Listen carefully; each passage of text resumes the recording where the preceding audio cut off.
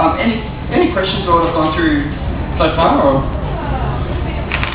please ask me. How do you think that sustainable growing can compete against monoculture as far as reproduction trade? Sorry, what was that? How do you think that organic farming can compete against monoculture per acreage? Yeah, good question. Let's just say go on an acre. Now, if you have, most people will, like monoculture crops, as you're probably well aware, they'll just grow one thing. And like, I know potato farmers that live near me who constantly, year after year, just grow potatoes every year. But the whole process is bad, in my eyes anyway, for the soil. Like, say you've got, how can I explain?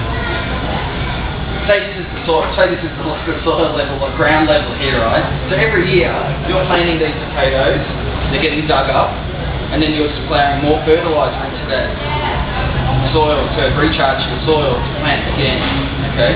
So not only are you digging up the soil and you're like encroaching on millions of microorganisms and everything that live in that soil that help contribute to the soil life itself. So not only are you digging up those, which can be affected by the sunlight and exposure, so you're actually killing the lifeblood of the soil off, but you're actually hardening the soil too. Like, I love getting into that old fallacy of aerating the soil and, you know, digging it up and all that kind of stuff. It's just not true. So we're actually making the soil harder, and it's compacting harder by doing that.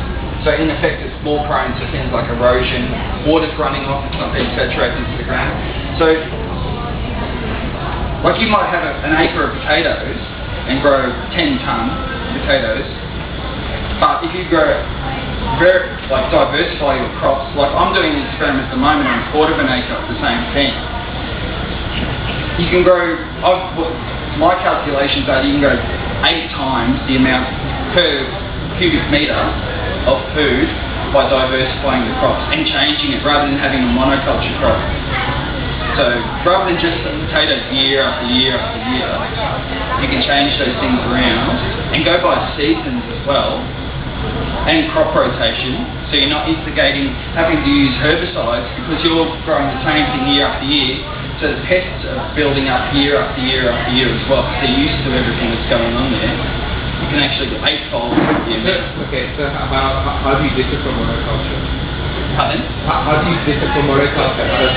Is it monoculture, how do you get nutrients needed, and for example, soil is a phosphorus problem, soil and nitrogen. Nitrogen is the easiest way to solve that is by growing legumes. But phosphorus is a really big one. How do you get phosphorus without using chemicals? What you can do is, rather than, like say they've grown, not so much potatoes sometimes, but crops like corn, which are grown so massively, rather than burning it off, because they burn off, it's called stubble burning, so when they cut everything they just burn the whole area off, which kills everything in there anyway, they can turn it back over into the soil. There are things, like you can grow crops specifically, like green manure crops, to turn back over into it. If you still want to till and plough that soil, you could grow using crop rotation, so rather than just have, say you've got 4 fields, rather than go potatoes year after year in every 4 fields, grow them in different crops in each one and rotate it from there. Like, petrochemical fertilisers are 34% oil based. The amount of oil we're consuming just in fertilisers is unreal. It's got to make sense with, you know, oil is based on plant products, animal products. What do you think? Yeah, I suppose, but what about the process of getting the oil from the ground and making fertiliser out of it? Yeah, well, I don't know. You can talk about the whole thing sort of outcome, you know what I mean? It's like, there's different arguments to it. But,